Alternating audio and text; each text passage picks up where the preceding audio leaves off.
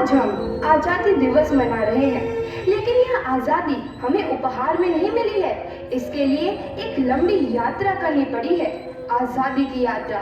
इस यात्रा में हजारों लाखों लोगों ने अपनी जान की कुर्बानी दी। 1919 जलियांवाला बाग। आज हमारी बैसाखी का दिन है, लेकिन पूरा पंजाब बैसाखी नहीं मनाएगा। हम सब बैसाखी नहीं मनाएंगे।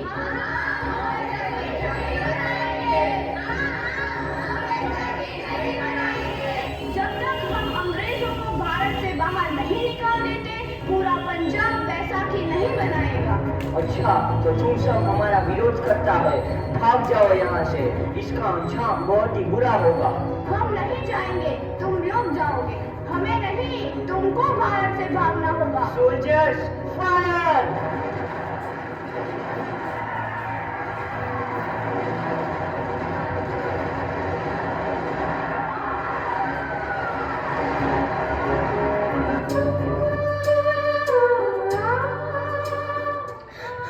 ये जमीन हमारी, ये धरती हमारी, ये खेत हमारे। अभी थोड़ी देर पहले हमारी ये फसलें लहरा रही थी, पर इन अंग्रेजों ने हमारी फसलें बर्बाद कर दी। इन अंग्रेजों ने एक ही झटके में इन सब फसलों को काट दिया। अंग्रेजों, तुम्हारे इस अत्याचार से हम डरेंगे नहीं। इस अत्याचार का बदला लेकर रहेंगे। हम आजादी लेकर रहेंगे। जलियांवाला बाग हर हिंदुस्तानी की आंख नम कर गया। इस कांड में कितने मासूमों की आहुति चढ़ गई। इतनी हैवानियत से इंसानियत कत्ल कर दी गई। जलियांवाला बाग के हत्याकांड ने आजादी की आग में घी देने का काम किया। मासूम औरतों, बच्चों की दर्द भरी चीखें और सिसकियां इनकलाब का गूंज बनकर उभरी। लाला लाजपत राय, भगत सिंह, राजगुरु, सुखदेव सरीखे क्रांतिकारियों ने भारत की इस जमीन से विदेशी दरिंदों को निकाल फेंकने के मंसूबे मजबूत कर लिए। 8 अप्रैल 1929 लाला लाजपत राय के नेतृत्व में साइमन कमीशन के खिलाफ एक भारी जुलूस निकाला गया। Simon commission, Simon commission, Simon commission, Simon commission, Simon commission, Simon commission, Simon commission, Simon commission, Simon commission. बेवकूफ इंडियंस, तुमको हमारी बात समझ में नहीं आती। Stop this. Simon commission. नहीं मानता। आई से स्टॉप दिस। लाला जी, आप आगे बढ़ो, हम आपके साथ हैं। लाला जी, संघर्ष करो, हम आपके साथ हैं। लाला जी, संघर्ष करो, हम आपके साथ हैं। लाठीचार्ज करो!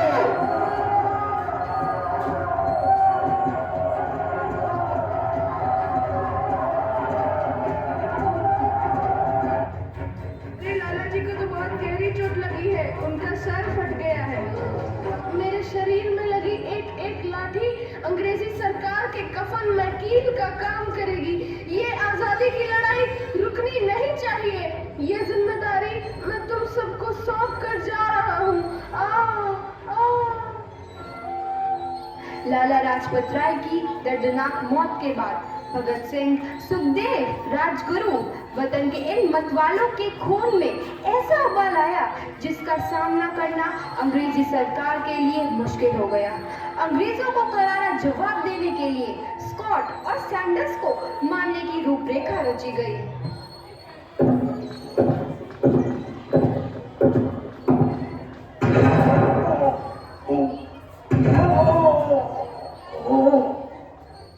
सैंडर्स मारा गया। चारों तरफ तहलका मचा था। दीवारों पर लिखा था, लाला जी की मौत का बदला ले लिया गया है। भगत सिंह समेत सभी वहां से फरार हो गए।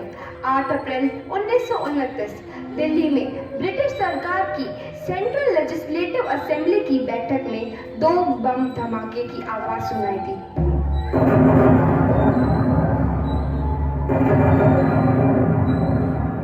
इन धमाकों ने अंग्रेजी हुकूमत को अदालत में अपना फैसला सुनाया।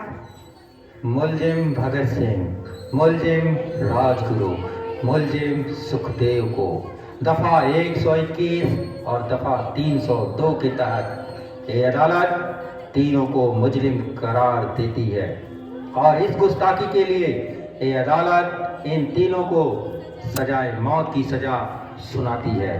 तमन्ना अब हमारे दिल में है, देखना है जोर कितना बाजुए कातिल में है।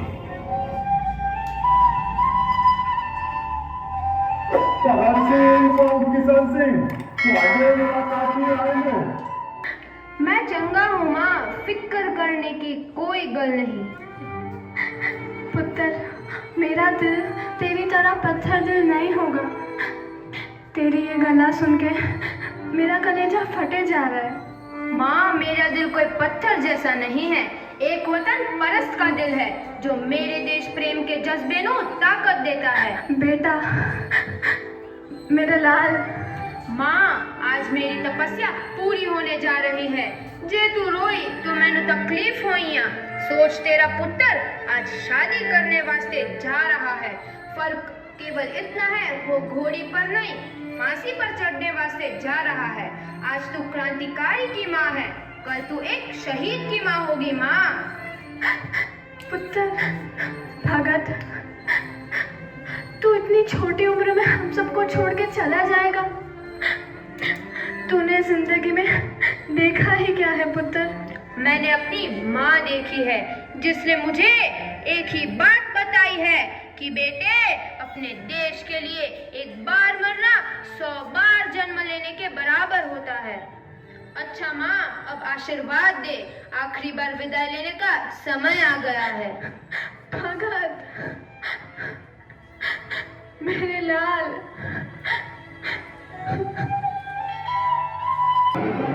भगत सिंह, तुम्हारी कोई आखिरी ख्वाहिश? हमारे हाथ खोल दिए जाए। हम तीनों दोस्त एक दूसरे से गले मिलना चाहते हैं। उनके हाथ खोल दिए जाए।